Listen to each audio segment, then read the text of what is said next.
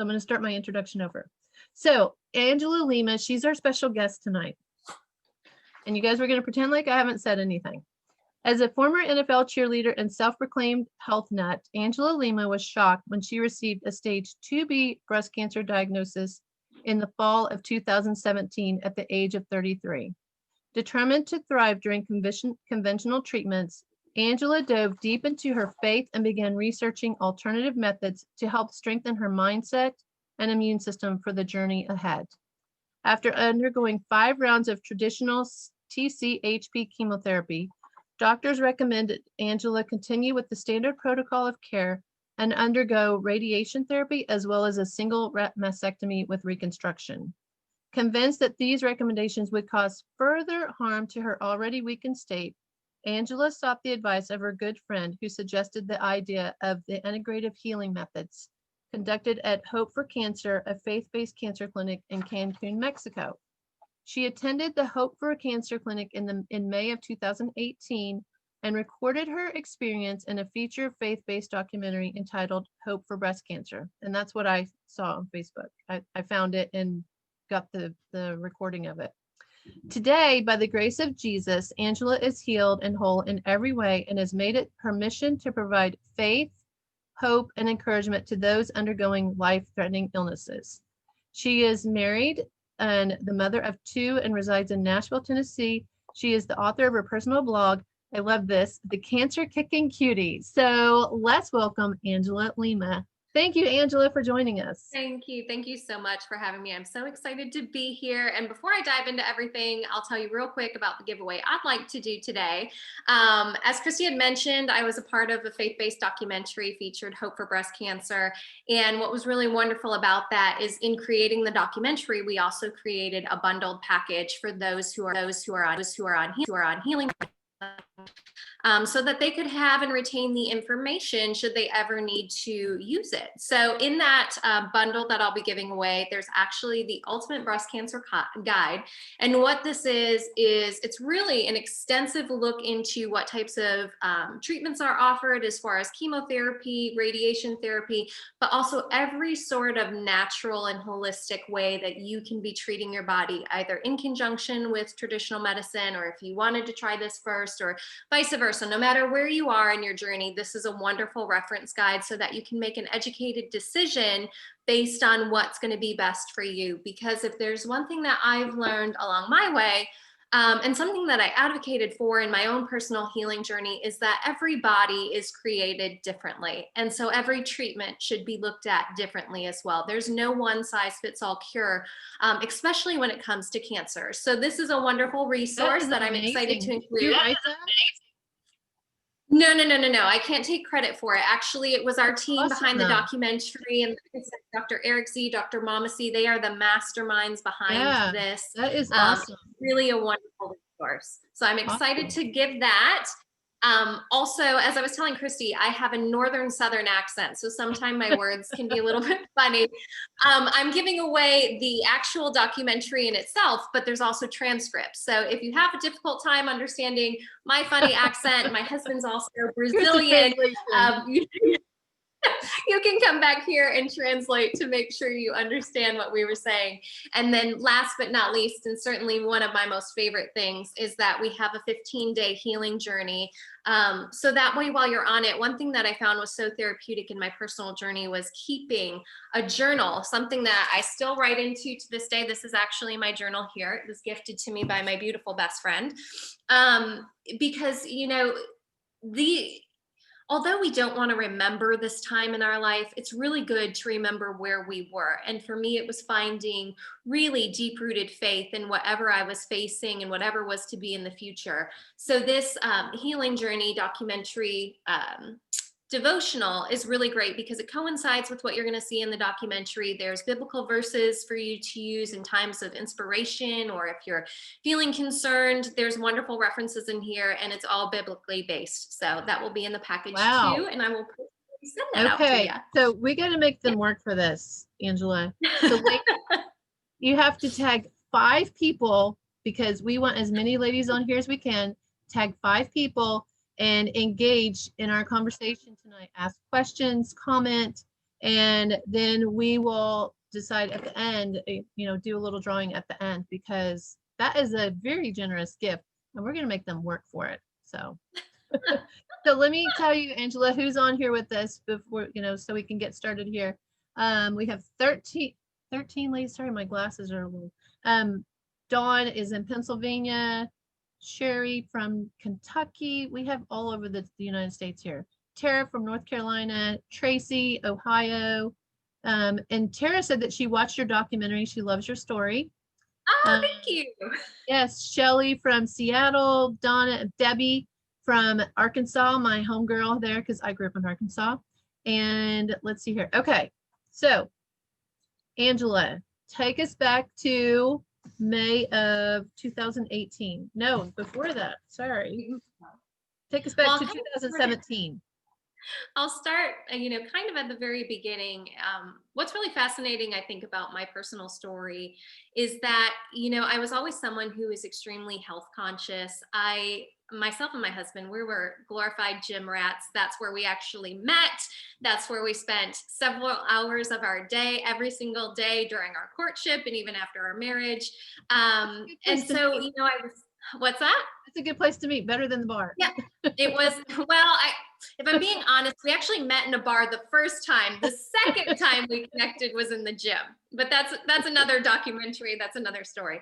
But so we took a lot of personal pride in our physical activity and what we were doing. I'm a former dancer for the NFL, for the Tennessee Titans, and so it was a part of my everyday routine to monitor what I was eating and how much I was working out. So on top of being in the gym for an hour or two a day, I was dancing for 4 hours every night. And I was really in the best shape of my life in my latter 20s. So what was really confusing and concerning to me is, I was blessed to be pregnant with our first child when I was 30. She was born when I was 31. I nursed her for the first 10 months of her life. And I joke around, I didn't come from a family that was pro breastfeeding. I was kind of the pioneer for that on my own in the research that I had done. And I remember that I thought, well, this is amazing. There's actually benefits to breastfeeding that will, kind of eliminate you from the possibility of developing breast cancer. And so that was one of the key reasons, aside from all of the nutrient benefits to my child, that I was really interested in breastfeeding. So I breastfed her for the first 10 months and my child teethed early. Oh, no.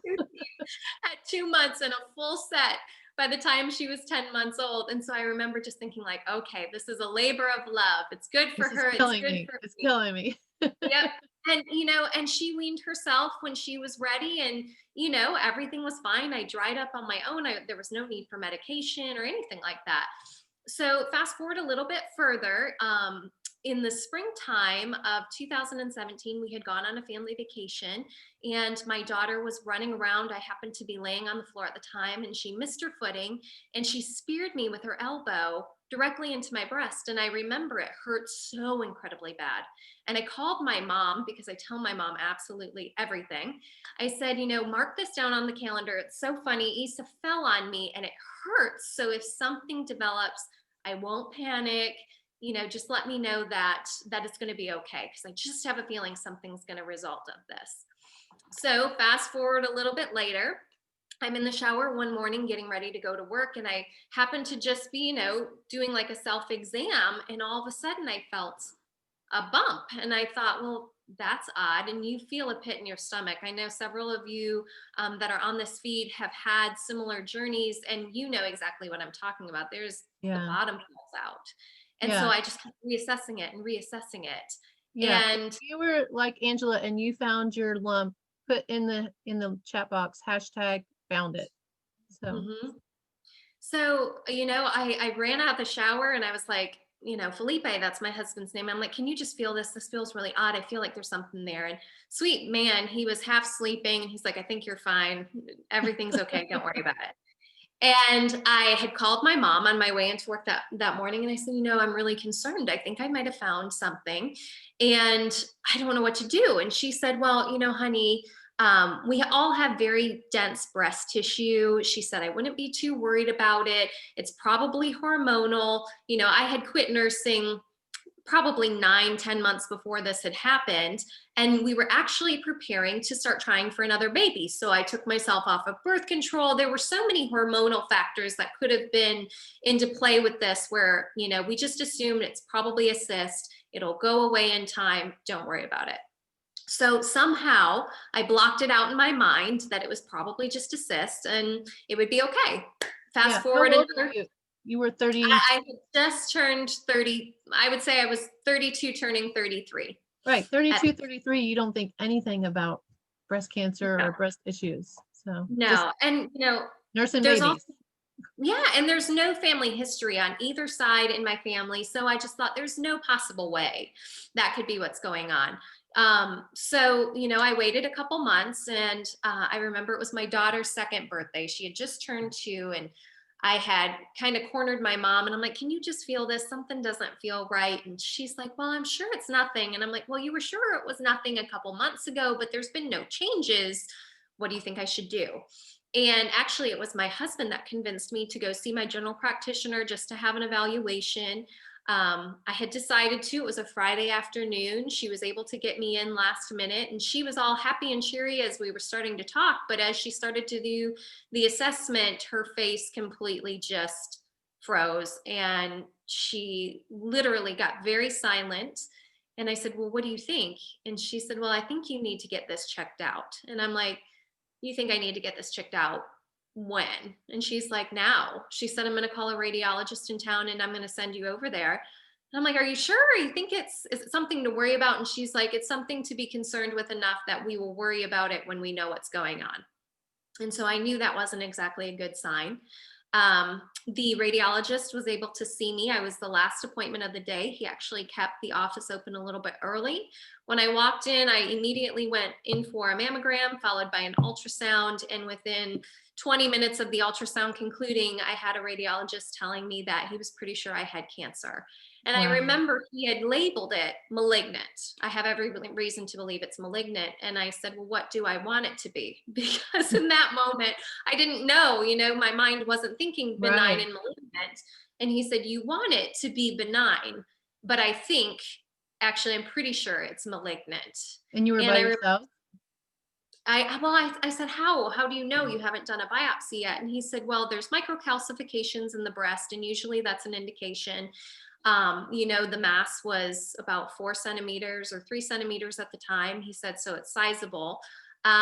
He's like, it's different because it's smooth, but that doesn't mean anything. He's like, all the telltale signs are telling me that it's malignant. And he said, I have to schedule you for a biopsy. You're probably going to meet with a breast surgeon and then an oncologist. And I just froze because I'm by myself. It's a Friday night. I'm supposed to be going home to my family. And all of a sudden, this guy is essentially telling me there's something very life-threatening going on within my body. And I called my husband. I remember this foreign language. Exactly. Yeah, they start shouting out all this, spouting off all of this stuff, and it's like, whoa, wait. And the worst part is, I was completely alone. There was nobody with me to hear the information. There was nobody with me to hold my hand as I'm trying to process this. There was nobody with me to drive me home. And quite frankly, I probably shouldn't have gotten behind the wheel if you could have seen how hysterical I was. Yeah. But what options did I have? I was in shock and I was crying. And I remember I called my husband and he's like, just calm down. We'll talk about it when you get home. And I called my mom and she's like, calm down. And then I actually called one of my very good friends, Miss Sabrina, and you may know her as Mama Z. She's a very sweet, near and dear friend to my heart. And I called her and I said, Sabrina, this is going on. I can't believe what I'm hearing. What do I do? And Sabrina is everything health and holistic and everything that's good for your body. And she's like, okay, first things first. Let's sit down and kind of break everything down. I had already been living a mostly vegetarian lifestyle, so there wasn't much that had to be done as far as my diet. But she's like, I want to incorporate essential oils. I think you should incorporate fasting. Let's do a water cleanse. Have you heard about coffee enemas? And all of these things she's telling me about.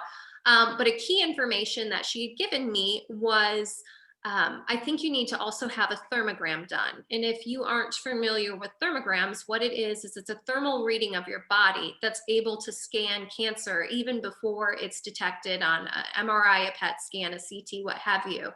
And if cancer is present in your body, essentially your body will light up, because cancer is a cold disease, but when you do a thermal reading, it'll actually read hot. So I Yeah, I actually, think my brother had one of those done. Remember I told you Mhm. when he saw the holistic doctor and she said, there's something there. So I Yep. think that's I what it mean, was. it's really an amazing thing. Yeah, if you guys have had that, put thermogram in the chat box. Yeah. So I was able to get into a thermogram on Monday. So from Friday, getting this information, that next Monday I was able to get in, and the thermologist was like, honey, you have what looks to be an estrogen dominance, iodine deficiency. It's not reading as if it's cancer, but that doesn't mean it can't develop into it. She said, why don't you try dry brushing, do the supplementations for the estrogen as well as the iodine. Let's check back in 3 months. What was really fascinating in my case, and I remember saying this to the woman who was conducting the mammogram, as I'm sure you all know, you may have already had one. There's so much pressure being compacted into your breast. And I remember saying to her, isn't that going to cause an issue with the mass? It could, if it is cancerous, couldn't it bust or spread or mutate? And I'll preface this by saying, too, when I was in the shower and happened to find this, it was round, it was smooth, it was movable. It felt more like a cyst than what cancer feels like. Cancer typically is spiny and it doesn't move and it's thick. And so she was like, let's just monitor and see what happens. I continued on with my protocol with Sabrina. I started following the Gerson therapy diet. I did a water cleanse. I also did a total body reset. And then the supplementation, the essential oils, the coffee enemas, what have you. And 3 months had gone by. And within that 3 months, the movable round smooth mass then turned very spiny, very hard, and it grew rapidly. So I had gone in for the thermogram. The woman had said, clearly there's something going on. This is much different than how it presented itself 3 months ago. I do think it's time that you consult with a professional and we move forward from there. Wait for just a second. Let's back up a second. Weren't you the one that told me that a mammogram puts, I think, 25 pounds of weight on your breast? I actually think it's 44. Okay. I could be wrong, yeah, but it's a significant amount of weight. Right. And you said 25 is what will burst I can't remember. I think it was you that was telling me about the weight of it. So you should have mammoprint done as opposed to a mammogram. Was that you I was talking to? That was not me. I'm not sure about mammoprints, but what I can tell you is this. What's very fascinating, and some of you might have experienced this, when the radiologist had recommended doing the biopsy, he had wanted to do a biopsy and then immediately follow up with another mammogram. So that way he could track where the placement was of the marker. I actually fought and advocated against that and sought out a different breast surgeon when it was time to have the biopsy, because in my logic, if you already know that there's a suspicious mass, putting that pressure back on it after it's already been punctured is only kind of opening up a can of worms for things to get dirty real quickly. Because once they do put that pressure down, even though it's just the tiniest little micro-sized thing, cells are super tiny. And I didn't want there to be a possibility of that being under pressure and potentially causing more harm than good. So I actually sought out to have my biopsy done via ultrasound, so that way they could track where the marker was immediately without having to do an additional mammogram. That was smart. And I was very grateful. Not a lot of doctors are willing to do that. I'm very fortunate. We have a phenomenal breast surgeon here in Nashville who was completely on board with whatever I felt comfortable with. And that actually inspired me to really take control of what we were looking for moving forward. And I have to also say kudos to doctors. I know I've spoken to several ladies over the last couple years about what their healing journey has looked like and how it started. And some people say they get a phone call that their doctor just called them and told them the news. Fortunately for me, I had a surgeon that was kind enough to tell me before, the biopsy even took place. He said, you know what, I'm going to call you in the office regardless. If it's good or if it's bad, I would like for you to come in because I want to be able to answer any questions that you have, moving forward. I want to be able to be here for you. So within 3 days, they called us into the office, and the sweet nurse, she's like, well, it looks like we got a little bit of breast cancer here. And You I think? remember that's exactly how she said it too. And I remember right before she had walked in, this is kind of a beautiful story, and what really, really gives faith, or gives heavy substance for me to follow God and what he says to you. Like I had mentioned, we had no family history of breast cancer whatsoever. In fact, the only person who had cancer in my family was my grandfather. He passed away about 2 months before I was born of lung cancer. But if I'm being honest, my grandpa smoked 2 packs of cigarettes a Right. day. He was bombed in Hiroshima. There were a lot of elements against him, and that was very common, in the 80s for people to smoke as often as they did. And so I had always had this strange connection with my grandpa. My mom likes to tell the story that the night he passed away, she was kneeling by his bedside and she felt his soul pass through her. And when I was born, I look like him, I act like him, I used to have mannerisms like him, and my grandma would panic. There's always been this beautiful connection. But so one night leading up to my appointment, I had had a dream about my grandpa. And he had said to me, Angie, I need you to remember these 7 things. So, take note, listen to me. There's 7 things you have to learn. And I Okay, could only pause for 1 second.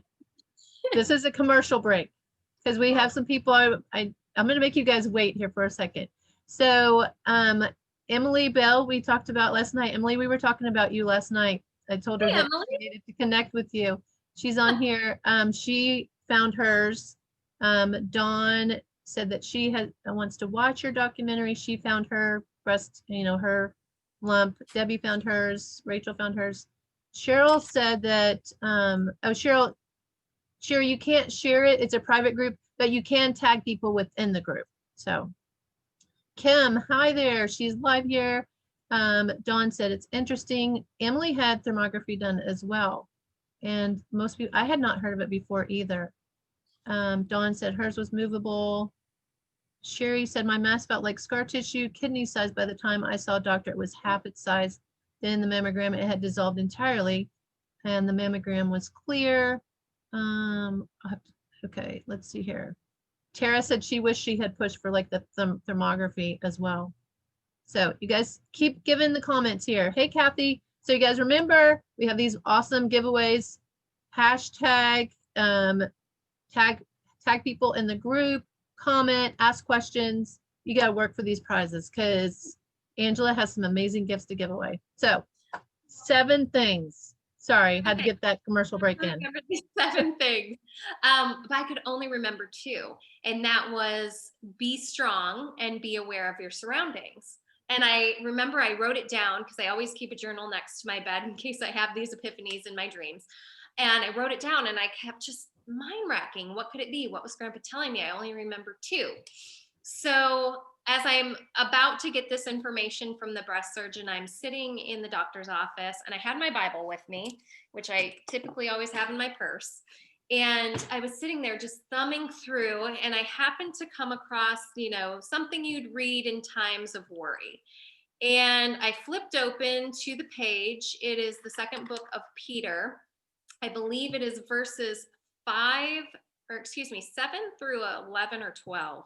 But long story short, and I will definitely paraphrase that. Oh, no, just kidding. I found it. I just opened Good for you. up to it. So as I'm reading it, it says, no, I lied. Wouldn't that have been so great if I opened right up to it? I'm going to paraphrase it for you. What's the verse? What's the chapter? I'll find it for you real quick. It is the 2nd book of Peter, and it is, I believe, in the 3rd verse.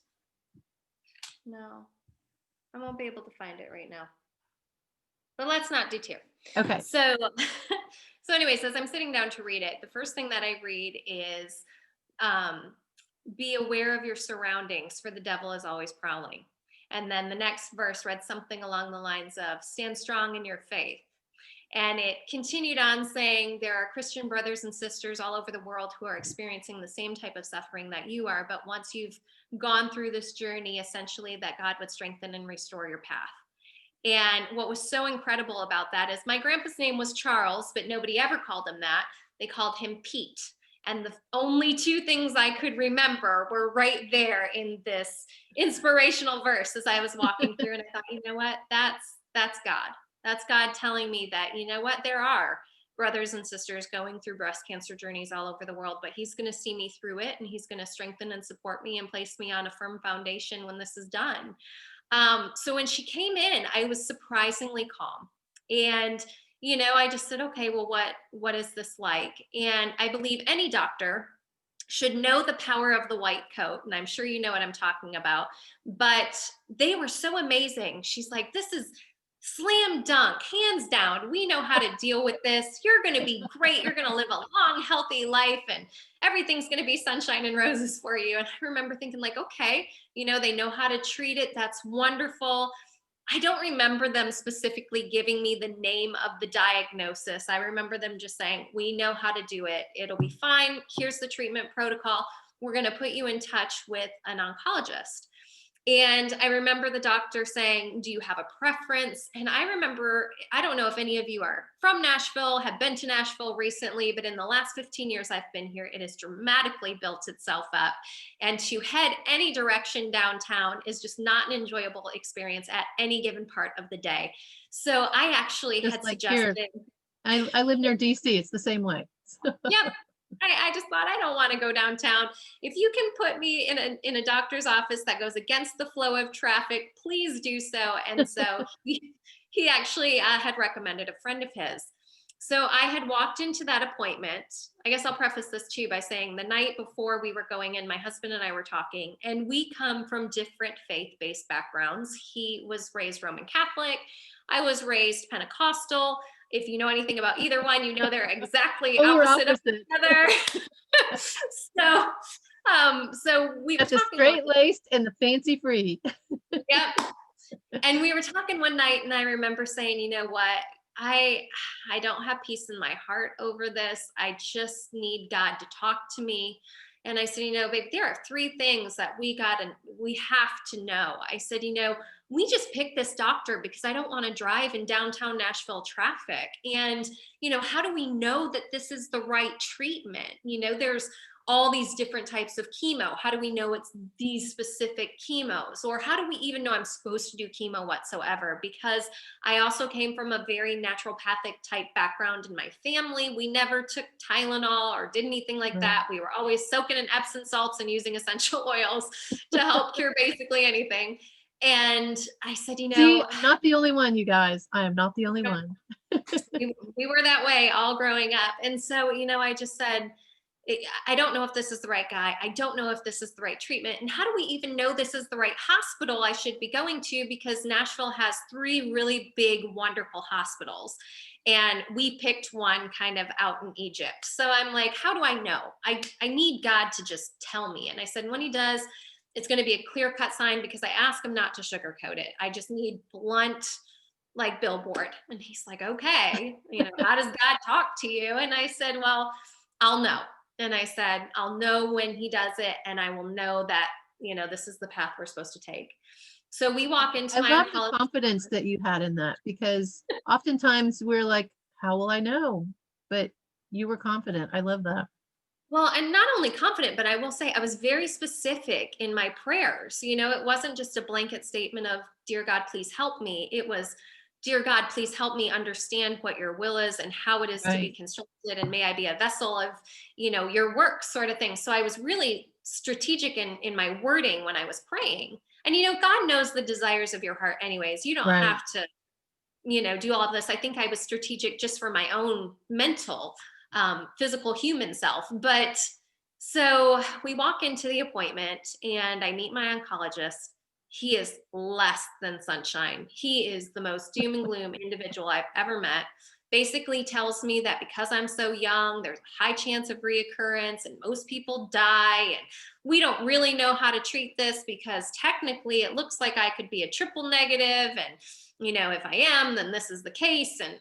And I remember just sitting in my chair thinking, okay, you apparently didn't talk to my breast surgeon because he said everything's fine and I'm going to live to be 107. So You two need to just, be friends. yes, like I thought you guys were buddies. That's how I got your referral. So I just sat there and I'm like, okay, okay. And I'm not gonna lie, I grew up in Michigan. I like to think I'm sweet and southern now, having been here for as many years as I have, but I'm kind of Detroit at heart too. So when this gentleman was talking to me, I just kind of sat there and thought, okay, well, I'm not going to follow what you're saying. And I remember he was like, I need you to eat as much as you want to. I've always been on the thinner side in my adulthood. And, I was probably about 105 pounds, maybe even a little less. And he's like, you need to eat burgers, milkshakes, French fries, anything you want. We have candy, we have chips, we have anything, sodas, pops, anything you want. Just eat it, drink it, whatever tastes good, have it go down your body because you're going to need your strength. And I stopped him and I said, you know what? You and I both know that that's not the key to our success. And he said, well, what do you mean? And I said, you and I both know that sugar feeds cancer, and everything that you just said will eventually turn itself into glucose and will eventually cause me to be back in this chair. So maybe the reason why we have such a high reoccurrence in your situation is because you're not being completely truthful with your patients as to how they can properly heal their bodies. You go, girl. It began this beautiful love-hate relationship between the two of us. But he stopped. And quite honestly, I think I was probably one of the first individuals to really bounce back at what he said. And I said, my job is to make you look good. Your job is to make me live. So we need to partner together to make sure we're both successful at the end of this journey. I love that. He said, we, have less than, I think he said 5 hours of nutritional education when we're in medical school. And he said, how about this? You do your research, you follow your diet.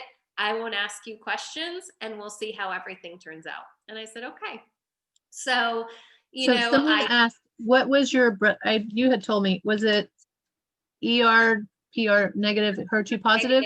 HER2 positive. Yeah. But when I was talking to my oncologist, he had said that the HER2 positive was just over the threshold.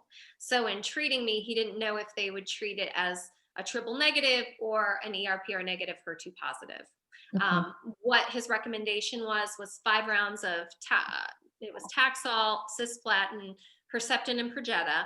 And he said if it didn't work within 5 rounds, that he would push for 8. And I remember saying to him, well, what happens when it disappears after 1?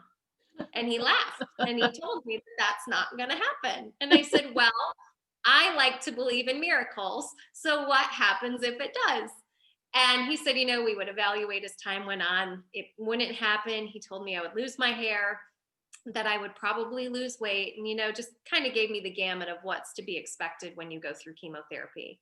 And next, he made me sit in a chemo ward where I was looking at a bunch of individuals who looked horrible. I mean, just so pale and sickly. And I remember there was a man sitting next to me who was eating Steak and Shake and, had a milkshake and a big fat hamburger. And he had also mentioned to me that, some people were going to have hair, but the breast cancer patients were the ones without it. And there was a woman who caught my eye and I refused to look at her because I knew she was a breast cancer patient.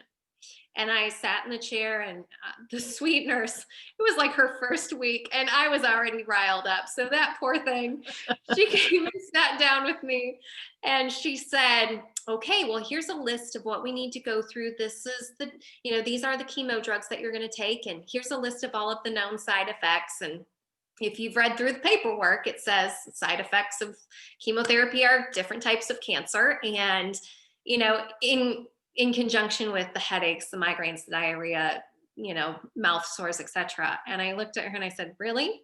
And I said, how about this? I'm going to sign off on your paperwork. I appreciate you and everything you do, but I don't agree with anything that's on this page.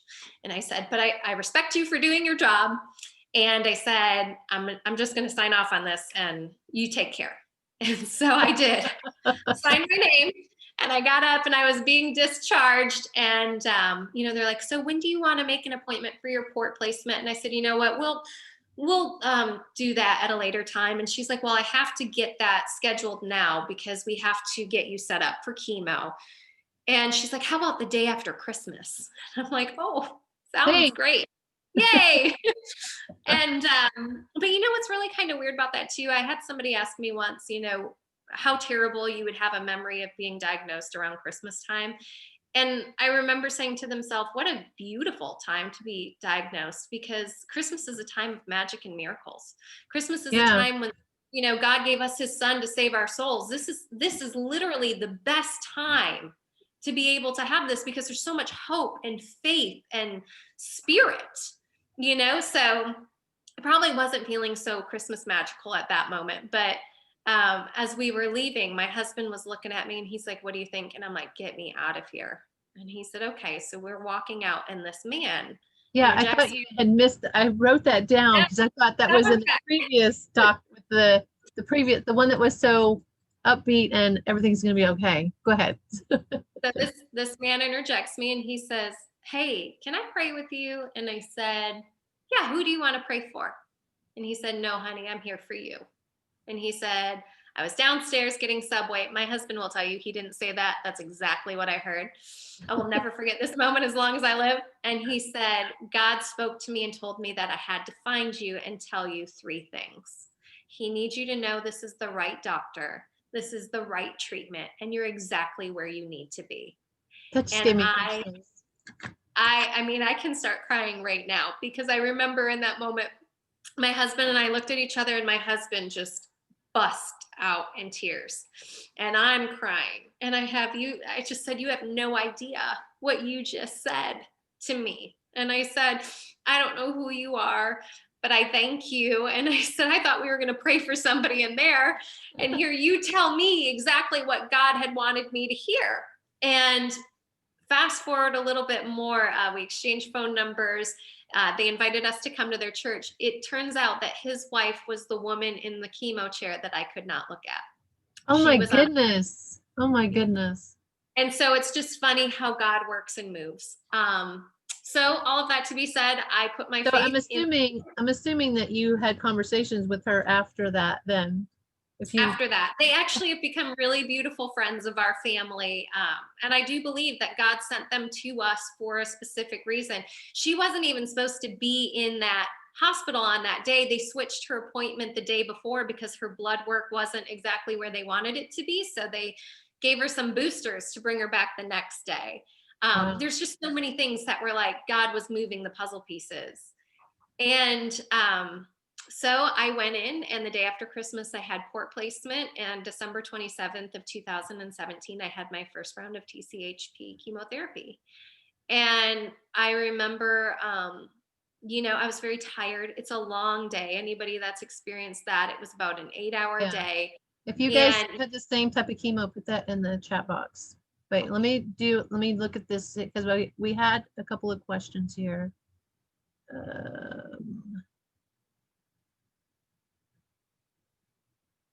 If you guys have questions, put them in here. We have a lot of people that similar experiences that you have had. Tracy said, this is my story. Sherry, I talked to everyone. My husband just smiled. Dawn, hers was ER positive, and she went through 2 sets of chemo. And then she had a mastectomy after that. Tara, same experience. God is good. God is great. God is good. Okay, go ahead. You guys remember, tag 5 people. She's got an amazing giveaway. Ask questions. Keep going. So one of the things that they did actually say to me, and I feel like it's noteworthy, is before I started chemo, they asked me if I wanted to egg harvest because I was so young and we had a 2-year-old little girl. They figured I would probably want to have more kids one day. And I said, no. He said, if God wants me to have more children, he's going to allow that to happen. And I said, the traumatic experience of going through breast cancer in itself is horrible. And I said, I don't want to have to go through in vitro.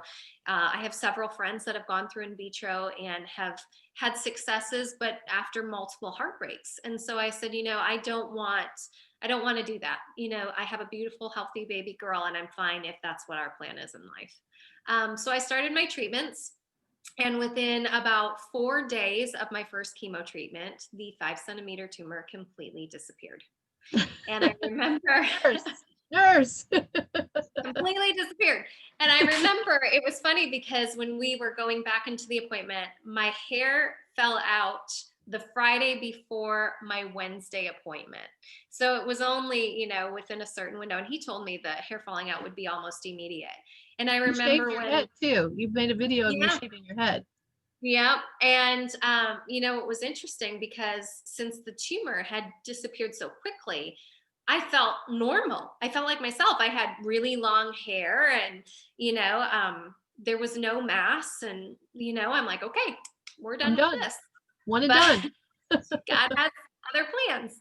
And trusting in that journey, my hair actually, we had a snowstorm, a freak snowstorm here in Nashville on that Friday. I was home from work with my daughter and we were playing, and a chunk of my hair just fell out when I went to just brush it out of my face. And I thought, okay, well, all good things sometimes come to an end. And I suppose this is meaning I'm going to have to get rid of my hair.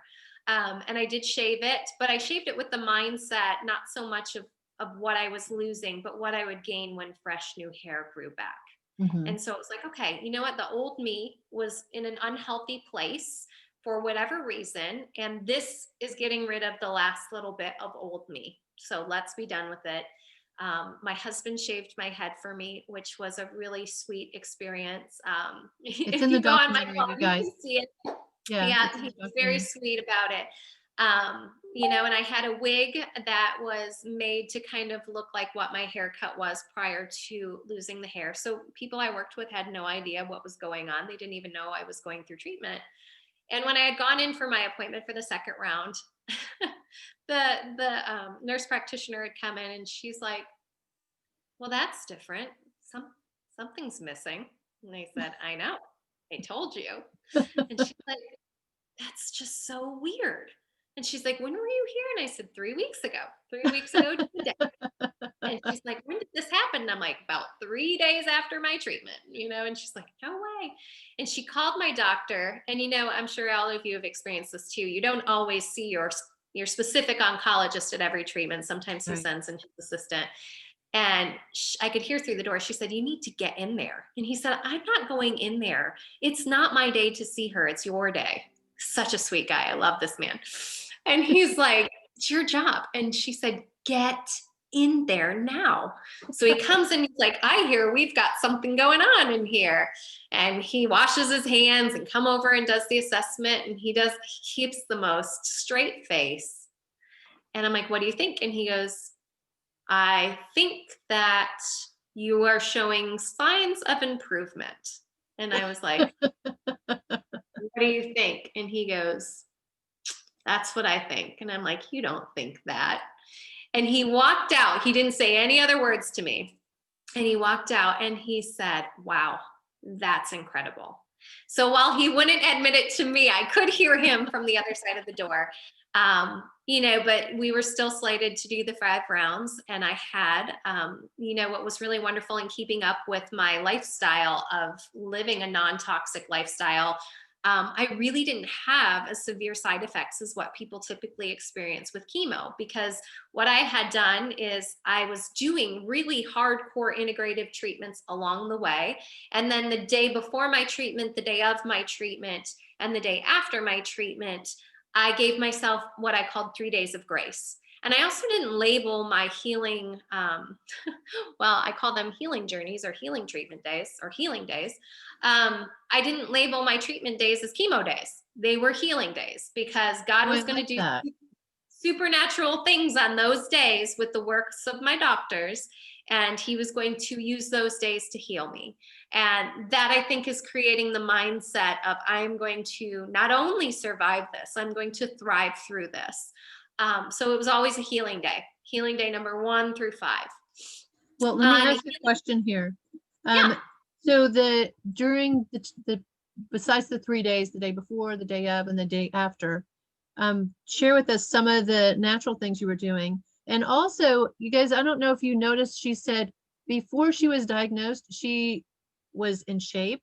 She was a cheerleader, NFL cheerleader, dancer, and was a very clean eater. So Angela, you and I had talked about this, but what do you feel like attributed to the, getting cancer? So a lot of people will sometimes say, do you think it's all about diet? And, quite frankly, I can't exactly say I 100% agree with that leading up to, because I was eating extremely clean. Like there was no room to even omit many items. I would have a piece of toast in the morning, but one piece of toast isn't going to tip your scale. Right.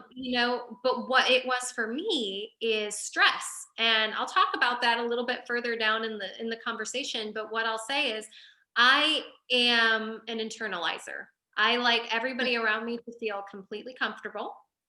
And I worked in a high stress situation, as far as I was really the only woman in my company in a boardroom full of good old boys, is the Yeah. best way that I can explain that. And so I was always fighting to prove how worthy I was to be there and to Right. have my voice and opinion heard.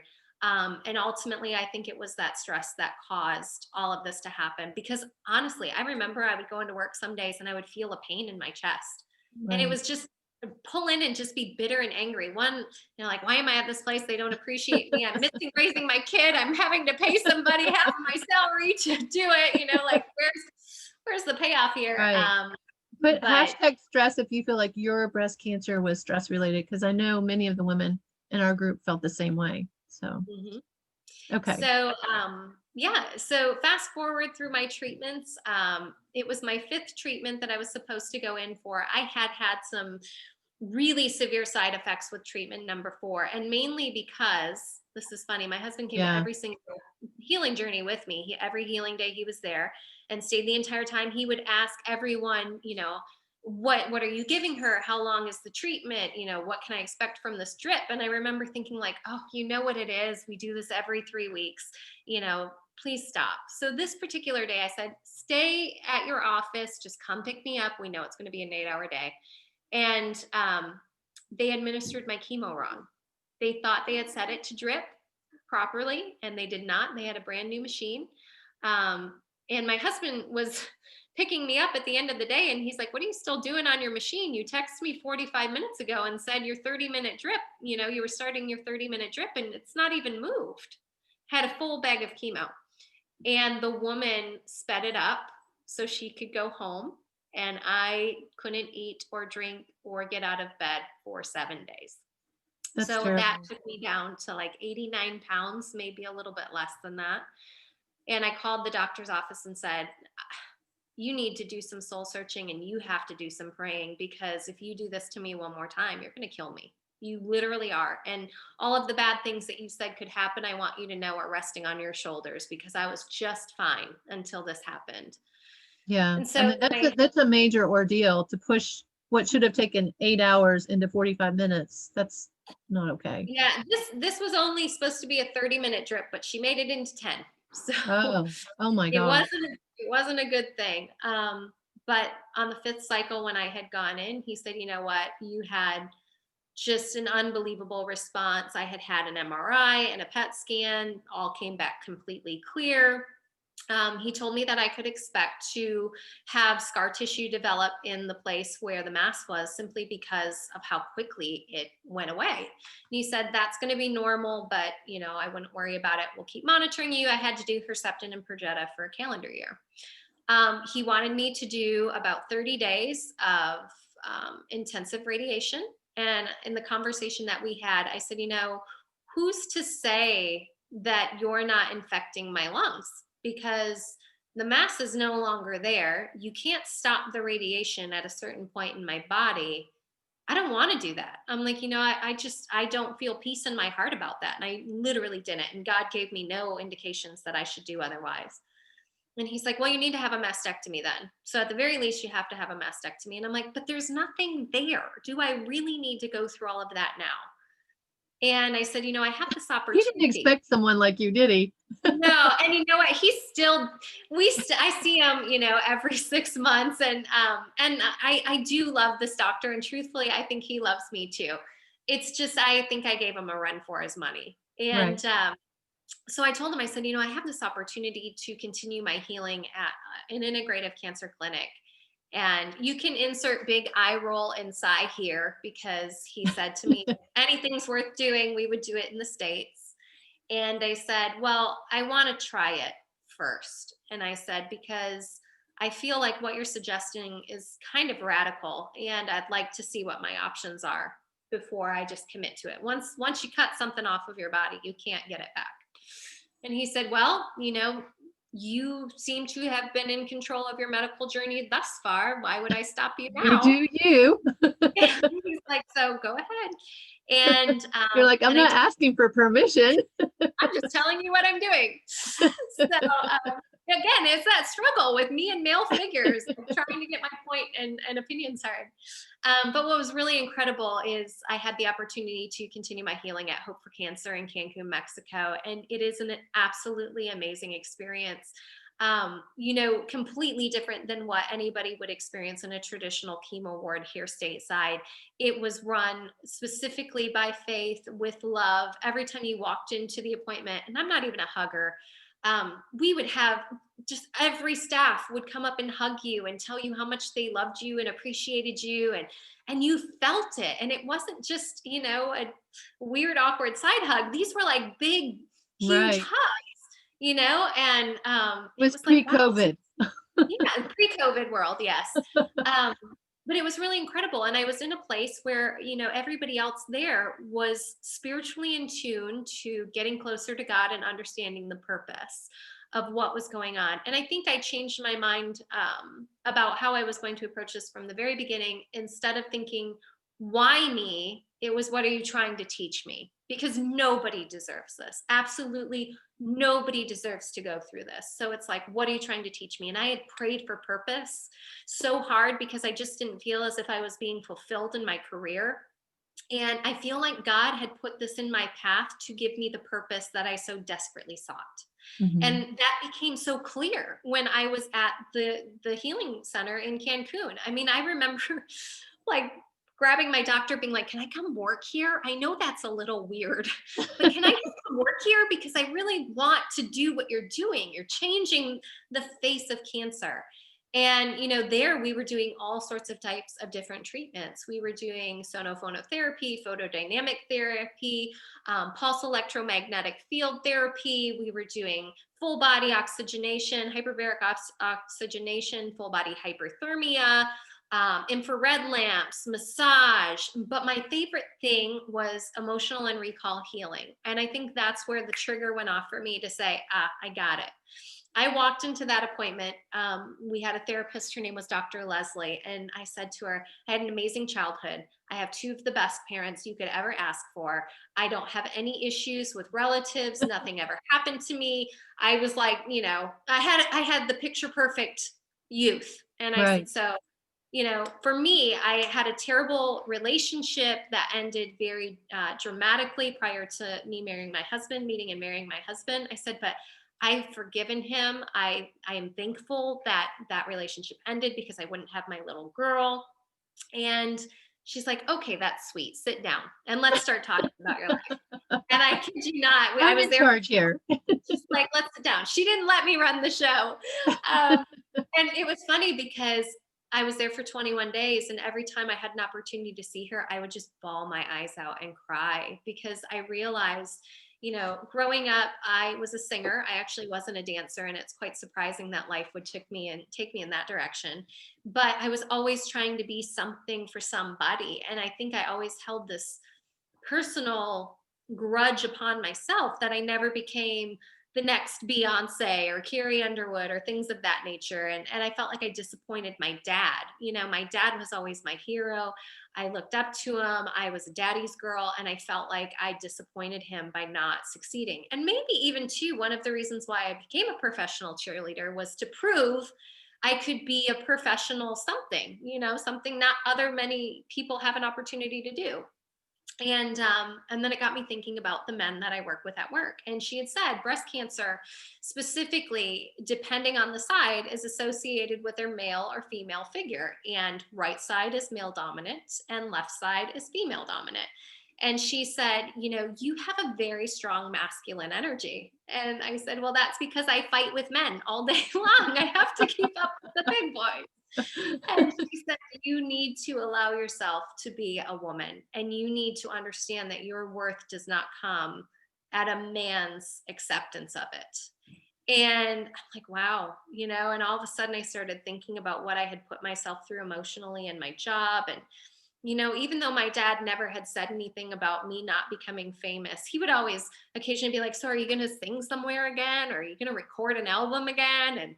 And I think I just said to him one day, I'm like, Daddy, you have to let that go, because I'm happy with being a mom and I love my life. And, as far as my career, I was the highest up that I could be in that company. I'm like, Dad, just, it's okay. I'm okay. Everything's okay. And when I went back to work, I gave myself what I considered a trial period to see if I could make it work where I could be calm enough. And spoiler alert, I left my career because my health was more important to me. If But you before I left your get that, career, let us know in the chat box, because I know some other women in the group left their yeah, careers because of it. It was stress related. I know many women, were ER, PR positive. I know for myself, it was hormone related, but many women can attribute stress and change their careers during or after it. So yeah. that's interesting. I had never heard until you and I chatted the first time about the left breast, right breast. And I'm thinking, the male figures in my life, because mine was right breast. So in the chat box, let us know, was yours the right breast or the left breast? So Well, there's a really awesome quote too that says, if it costs you your peace, it's too expensive. yeah, And I happened to run across that right before I was turning in my resignation and thought, you're right. This is too expensive. right. So, interesting story. When I was at Hope for Cancer, they had actually discovered that scar tissue had developed where the mass had been. We were treating it out of precaution. There was no indication that a blood source had developed, but we were still doing all of the therapies. Like I said, I had done laser light therapy, everything you can think of. Put therapy at the end of it, and I've probably done it. And I remember I had gone back a second time or a third time, and the scar tissue was still there, and they noticed it looked a little active. And I was like, That's oh man, this is, and honestly, and I don't know if you all can relate to this, but I was sick of constantly assessing myself, constantly feeling things. And I thought, you know what? It's going to bring me peace to not constantly be pressing on my chest to assess it. So I remember they have a radiologist at Hope for Cancer, and I was talking to him and I said, what do you think I should do? Should I have this removed? And he said, if it's going to bring you some peace, definitely. He said, we can continue to treat this and treat it more aggressively if it's developing into something, but ultimately you have to have faith and confidence in what you're doing. And so he's like, let's do a biopsy. I was very fortunate. My head doctor at Hope for Cancer was actually the founder, Dr. Tony Jimenez. And the radiologist had said, I'll send out the pathology and Dr. Tony will call you and let you know how it is. So at this point, it's New Year's Eve, and my husband and I are sitting on the couch. And we're talking about all the wonderful things that we're going to do now with this newfound lease in life, because as I'm sure you all know, you have this sense of being reborn when you come out of something like that. And I'm like, oh, we're going to travel. My husband, like I said, he's from Brazil. I'm like, we haven't been there in a while. Let's go. We'll take Issa. Like, I just want to live. I want every experience. I'm sick of being overly cautious. Like, let's just live. And I noticed I hadn't started my period in a while, but they said that's normal when you go through chemo. I mean, it put me into menopause. And like I said, they mentioned without egg harvesting, it would be impossible to have a baby. But I So think wait, how because many months had it been since you finished the chemo? I finished chemo in March. And this was these, And this was in January of, okay, New Year's Eve going 10 into months. 2019. And I just remember thinking, like, I feel a little weird. I just don't feel right. There was no indication at all I was pregnant, but I just felt weird. And so for giggles, I went and I got a pregnancy test on my way home from work one day, and it turned out positive. And I'm like, there's no way. Like, no way. And I took another test and it again turned positive almost immediately. And I'm like, no way, this is nuts. So that was January. I think I'd taken the test on January 3rd. And on January 4th, Dr. Tony called me and said, hey, I want to let you That's know my we have, birthday, by the way. happy birthday on January 4th. Um, I said, so what's going on? And he said, well, there's a lot of scar tissue. There's a lot of dead mass. He's like, but there are some active cells. And he said, so, we're going to do, and he just starts talking about all of the protocol we're going to do. And I said, hey, Dr. Tony. And he's like, what? And I said, I'm pregnant. And he said, first, congratulations, because that is a beautiful blessing and a miracle. And he said, second, I'm going to call you back in a couple hours because I have to go back to the drawing board and see what's safe for you and what's safe for the baby. And he said, but I am going to recommend this. He said, you had mentioned you wanted to have a mastectomy anyways, just for peace of mind. He said, there's a doctor in New York. His name's Vincent Antonelli. He said, I want you to connect with him because he does something called CO2 laser mastectomies. And I feel as if that's going to be the best chance for you. And if you're not familiar with CO2 laser mastectomies, it is one thing. I wish I could go back to school and become a doctor and do this specifically, but I'm really queasy around blood. And I don't think I'm cut out to be a surgeon by any means. But it's amazing because he's literally the only surgeon in the world who does this. And what it is they use CO2 laser in order to cut around the tissue, which means it's cauterizing as it cuts. And it essentially is healing immediately. He removed the breast tissue. I opted out of reconstruction. He did leave some tissue, or excuse me, some fatty tissue around where my breast had been in case I wanted to have an implant. It would create the illusion of cleavage.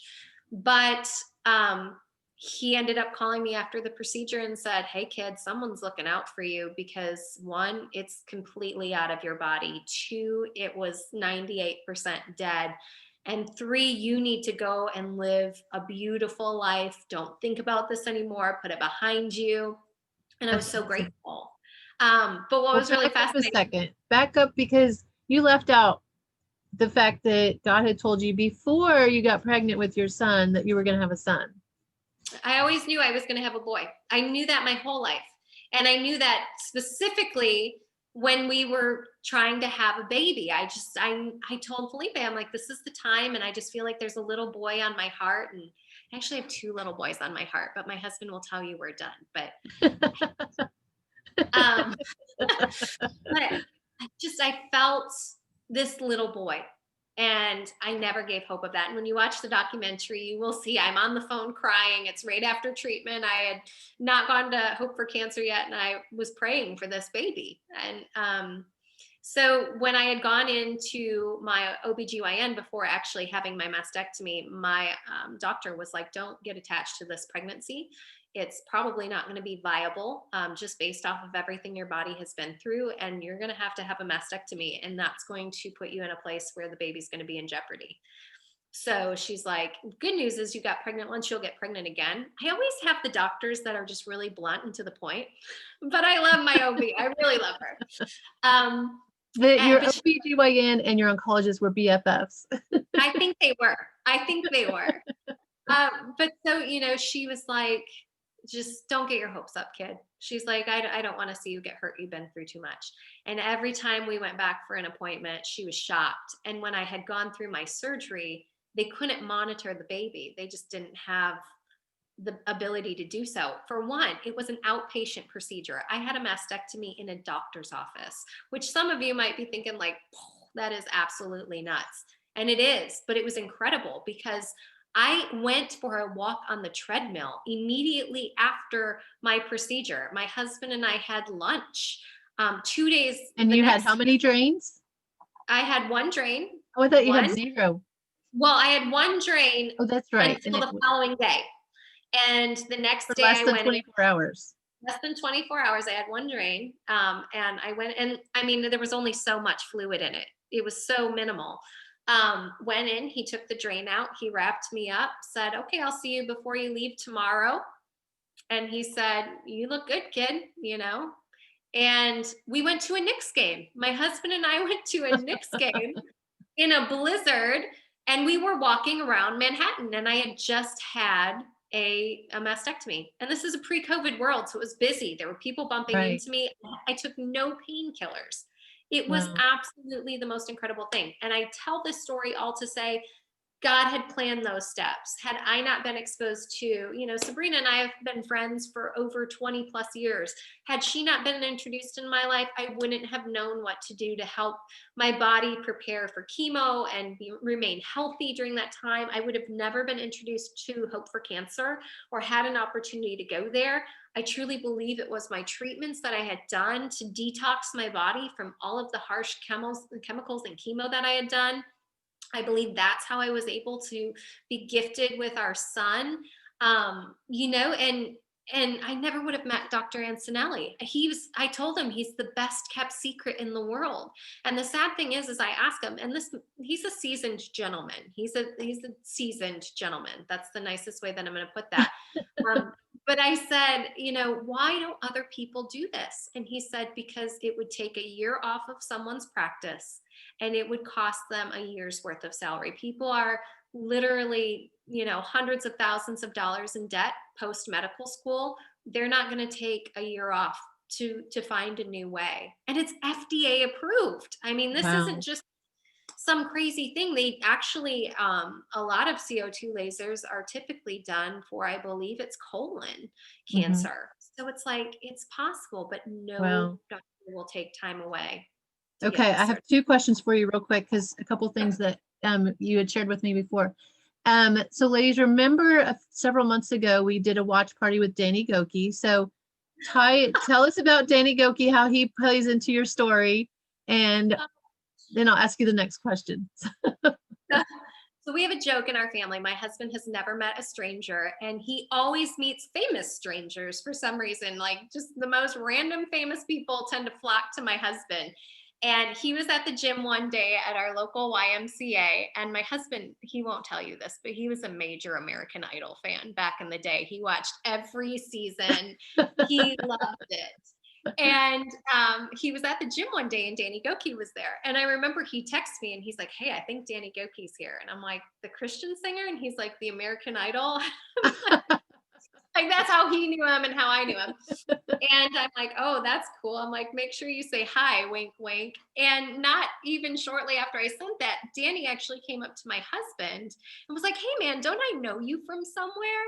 And my husband's like, "No, I don't think." And he's like, "Well, my name's Danny, and I thought I'd come over and introduce myself." And he's like, "Oh, yeah," playing it cool like he had never heard from. He's like, "I know this sounds silly, but like, do you go to church around here? Is that how I know you?" And Felipe's like, "No, no, man, we don't have a home church here." And he's like, "Oh." So they kind of developed this friendship off of Danny thinking he knew him, and specifically from church. And so the day I was diagnosed, my husband went to the gym after my appointment, and Danny was there and had gone up to him and was like, "Hey, man, how you doing?" And my husband was like, "Actually, I'm not doing too good at all. My wife and I just had a doctor's appointment and it looks like we're facing a healing journey." And he's like, I don't really know what to do." And Danny's like, "We have service tonight." And he said, "I want you to be my guest. I'll save seats for you. You can come with my wife." And he's like, "Bring your daughter. I have kids. They'll be there." And he said, "I want you to come to praise and worship." And if you listen to country music, you might have heard of the Belonging Company. They're actually a church here in Nashville. And Danny invited us there. And what was really incredible is Felipe was like, "Do you want to go?" And I'm like, "Definitely." Like, this is God reaching out saying, we have to hear something. I'm in a really vulnerable place right now. I Right. think we should go. And it's And the Danny first Goki. song, yeah, and it's Danny Goki. How many times does he invite you places? And so the first song that played was a song called "You're Not Finished Yet." And I lost it. I mean, I just cried and I felt like every single song in that service was meant specifically for me. And so Danny and his wife and several friends at the church had prayed over us that evening. And it was really incredible because he's been so sweet. I haven't seen him. I was telling Christy this. I haven't seen him like since pre-pandemic world. So it's not like we're best friends. But You're a he's Danny reached out. Goki fan. Put hashtag Danny Goki. He's reached out to Felipe on different occasions to just make sure that we're doing okay. And he was so excited when he heard that we were expecting a baby and when we welcomed Eli. So it was pretty cool because God, I definitely think, used him as an instrument for both my husband and I. And really beautiful story, too. My husband had devoted his life to the Lord in the hospital that day when we were interjected with that gentleman that I felt was Oh, given. wow. So That's neat. really, like, I feel like Danny played a great part in bringing my husband's spirituality and faith to a new level. That's really cool. Very cool. Okay, so my next question is, you said that you used natural, and I know in the documentary, your husband said that, you were like eating greens all the time. What are some of the things that, because you talked about oils, you talked about coffee enemas, you talked about eating. What are some of the natural things that you did throughout your treatments and still do today? Well, I mean, really, you're hitting the nail on the head on some of the very key targeted things. I was eating lettuce like potato chips. It made my husband sick. It wasn't very tasty for me either, but I was constantly having greens. And there's a wonderful point of reference if you haven't heard of him before. His name's Chris Wark. He has a story on For speak cancer, crispycancer.com. right? Yeah. And so I was reading Chris's book and just really doing a lot of like really focusing on honing into what my diet looked like. Like I said, there wasn't a lot that I had to omit, but there was a lot that I could increase to help me heal. So I was doing a lot of juicing, a lot of greens, incorporating the essential oil regimen that I had done. I know that some people might think, well, that's pretty hokey. I truly think that that was a huge part of my healing. And it's still something that I do to this day. I was doing hypnosis, which I also know some people might think like, well, that's kind of weird. But I truly believe cancer is 90% mental and 10% physical because so much of what we are able to accomplish in our body is what we think in our mind. Like I told you, I only referred to things as healing days. I visualized and told my doctor that the tumor would disappear by the first round. I don't think any of those things are coincidental. I think those things are, your body knows that it's capable of healing itself. Sometimes our mind gets in the way. And so I was doing hypnosis and visual practices to, remind myself of what I was capable physically of doing and knowing too that God gave me this body. It's not like I was omitting God from the practice because God gave this body and made a body to heal. And I did that more for spiritual benefit as well, because in times when you do hypnosis, you are very much meditating. And I would pray and just pray and pray and pray. I will say this before I move on to other things. One thing that I was taught very early on was to say, cancel, cancel. Anytime you hear something bad or negative or scary, it's a weird thing, but I Oh, swear cancel? on it. Cancel, cancel. My hypnotherapist is a stage 4 metastatic breast cancer survivor. She is about Yeah. 12 years old now. She was on hospice. They literally told her she was not going to make it, and she used hypnosis, and the grace of God, she's healed. So she and I were talking, and she said, your doctors might say scary things, or you might experience things that make you feel doubtful. But whenever you hear that or think that, cancel it out. So as soon as it leaves their lips, cancel, cancel. You just say it to yourself. Everybody cancel in the chat Cancel, box. cancel. It will not affect your subconscious. And I can tell you with 100% certainty that that's actually true, because I have been told many scary things, more specifically from my oncologist than anyone else. But I didn't allow those things to penetrate and permeate and, get life in my mind, because I use those practices, and I truly believe that that has helped me immensely as well. But I continued on with the infrared therapies that we were doing. We had infrared lamps at Hope for Cancer. I was gifted with one of those. That was a beautiful thing. I have a solo sauna system, which is full body hypothermia, hyperthermia. I still do that every other day. Coffee enemas, I was doing those daily. If you haven't done a coffee enema, I highly suggest you do. It sounds awkward Sign and me up. uncomfortable. Highly suggest that you do it. If you've done one, put hashtag coffee enema. I have never done one, Well, you have to Oh, do a little tutorial on it. you know what? I just ordered brand new coffee that's being sent to the house because you have to use a specific coffee. You can't use your Folgers or anything like that. Starbucks, you have to Pod. use a specific organic. Can't Keurig your way out of this. Okay, cups. Yep. But I actually think I am going to do a tutorial on my blog about coffee enemas, the importance of them, and how to do them. Clearly, I'm not going to show you the administering Right. No, we don't want to see process. that. That's a little too personal, but there are so many benefits to it. And really, people do these just for their continued health and healing. People that haven't been on cancer journeys also do these things. It's just a great detox for your system.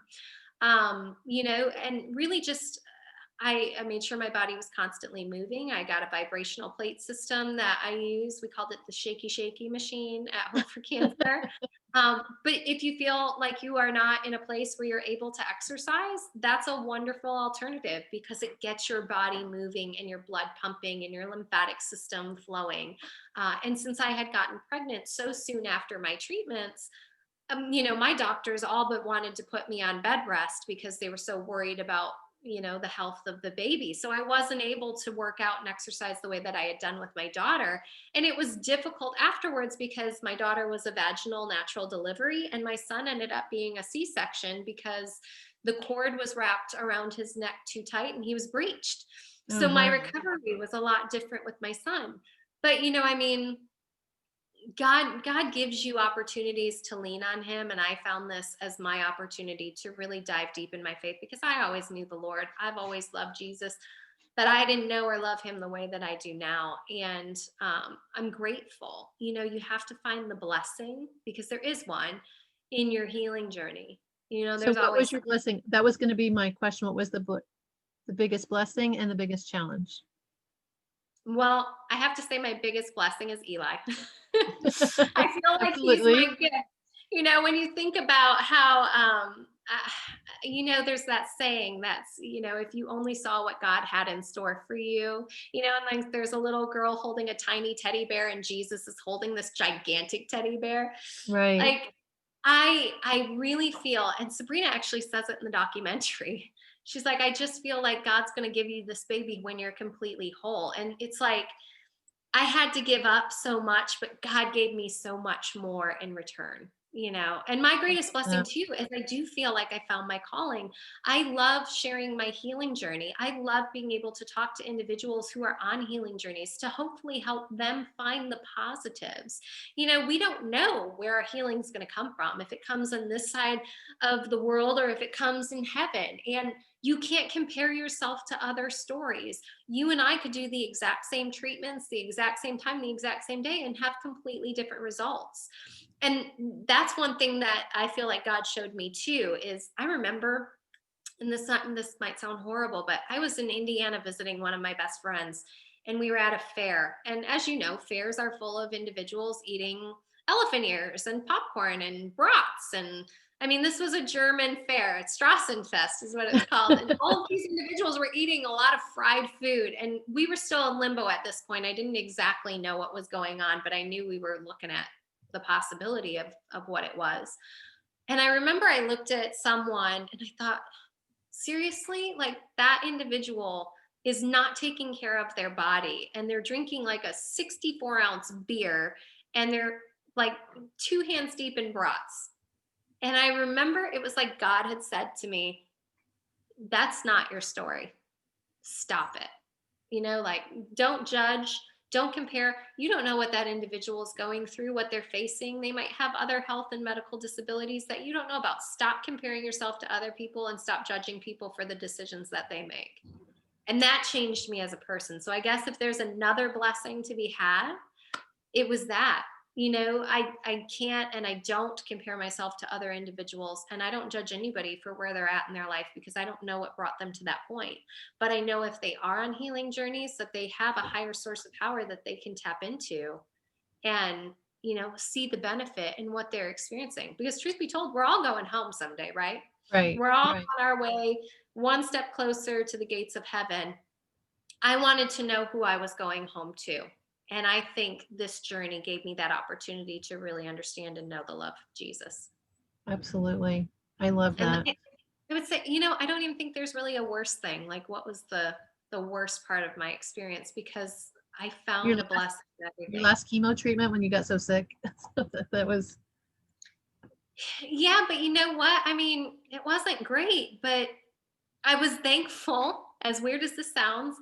We had a nanny for our little girl, and she stayed at our house until, sun up to sundown if I needed her to. And I was grateful for that. I was thankful that my husband's job was very understanding of if he needed to be with me. There were a lot of a blessing. So even though those 7 days of being strung up in bed, just I couldn't even watch TV because people eat and drink in television shows, and that made me sick just yeah, watching people. yeah, Um, but I had a wonderful team around me. that's So awesome. I'm thankful for that. Well, Angela, your story is amazing. Every time I hear it, I'm just in awe of how God worked, and it makes me want to know him even more and, you know, continue the passion to help other women. So, because for me personally, I mean, I went 9 years and like breast cancer was behind me, and I ignored that call to help other women. And now I'm just like, I am blessed more than the people that I'm serving because God shows you depend on him in a different way. Yeah. So thank you for being obedient. Thank you for sharing your story. I love it. So how can people find you? So you can reach out to me via Facebook and follow the Cancer Kicking Cutie. I will say that was a nickname given to me at Hope for Cancer. That was not something I came up with on my own because I don't want people to think I was being conceited one day. That was a sweet lady at the clinic. She called me her cutie patootie. And I had a dream one day, and that's what God said the blog had to be. So, I love it. so that's how And I'll Cancer put Kicking that in the Cutie. description, that the cancer, I'll put the link in the description. And I'm really And excited to you. We're going to be, that'll be kind of elevating into something in 2021 where we're going to have more resources available, not just, my blog or things that I'm saying, but the different products that I use, supplements, things of that nature. We'll have a website. So that'll be coming in 2021. yes, and she's going to be sharing. Oh, if you want the protocol that she used during her treatments, because you gave me your oil protocol. I think that was that all that you gave me. I don't remember. I think so. I mean, real quick, I can tell you because I actually wrote this down in case you Oh, guys wanted to. good. Supplements that I was using. So I'm a huge fan. As you know, I use essential oils. I specifically use doTERRA. That is the brand that I investigated and found the most comfort in actually ingesting internally. Yes, you can ingest them safely. There are steps that Some you of have to them, not take. all of them. So yes, not all oils, but some of them you can. And the important ones for me that I do take as a part of my supplemental protocol are DDR Prime as well as frankincense. So I use doTERRA, that's the brand I love, and I do recommend those, and you can take those internally.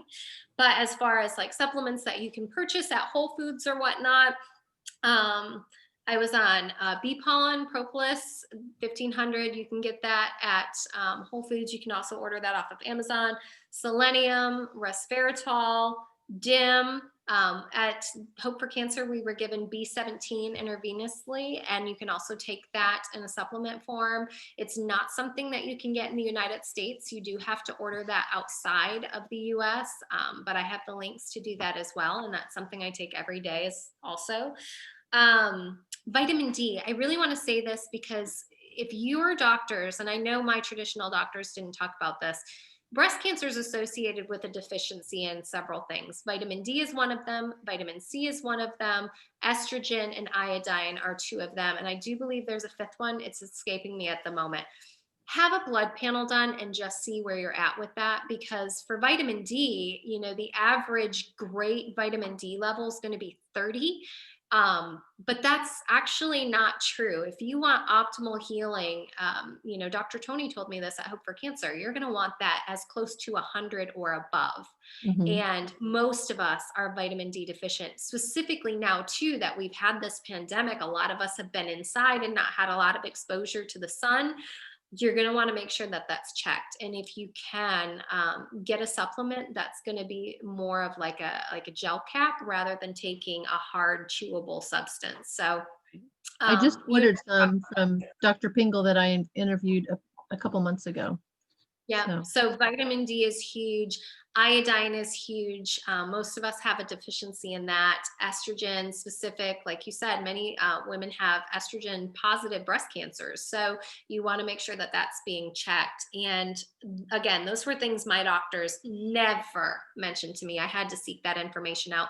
Also, your thyroid. Make sure that your thyroid's in working order because your endocrine system has so much to do with what's going on within your body. I personally have hypothyroidism. I've had that since I was 23 years old. And silly me took myself off of my thyroid medicine because I thought I cured myself with Whole30 one time. And I truly believe that that was a big part too in my body being in a vulnerable state to allow these free radicals to take flight. So, have your thyroid tested just to make sure everything's in perfect working order.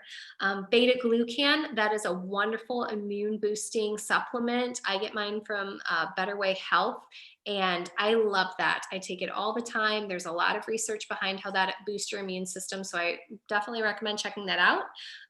Magnesium, blood builder, and as again I mentioned, iodine. But those are my daily protocol of everything that I take, even still now today, just out of preventative measures. Awesome. Well, thank you so much again. I'm so excited. Now we have like 100 and something 34 comments. So I'm going to go through, ladies, and see who commented, see who tagged other people, and tomorrow night at 7:30 I'll come on and announce the winners, because I'm doing a class tomorrow night on stress, sleep, and emotions with oils. So if you're interested in that, put #stress, because I'm teaching that class tomorrow night in my oil community. And let's see here. We can. What is that? You hear that feedback? No. That's weird. So what was I going to say? But you can find, I'll put the link in the description of Cancer Kicking Cutie, the Cancer Kicking Cutie, and whoever wins your giveaway, do I just send you their email? Do you want me to do that? Yeah, just send me their email, or if that person wants to reach out to me via Facebook, that way I can just confirm the address. Okay. Get that sent out. Can you come on for like Find a way 10 to minutes tomorrow night to make the announcement with me? Sure. Okay. Because I've seen all the comments. I'm like, there's no way I'm going to try to figure it out while everybody's on here. So it would be 6:30 your time. That should work. 10 minutes. That's all we're going to do. So I think I had all these little notes here. Make sure I got everything. So ladies, put #value if you got value from Angela's story. Show her some love. And thank you again so much. Thank you. You're awesome. So thank you for having me. If anybody on this thread is interested in talking more, I mean, I'm definitely always available. So please feel free to reach out to me personally, and I'm happy to be of support or of guidance or anything that you need. I'm here. Love it. Thank you. Thanks, Angela. And ladies, thanks for joining us tonight. We'll see you next week for Wednesday Wellness. I have no idea what I'm talking about. No, actually, we're talking about stress, and I have it right here. Next week, we're talking about stress and anxiety. So, and I'm talking about that in my group tomorrow night too. So a lot going on right now. So thank you, Angela. Have a great night, everyone. Bye-bye.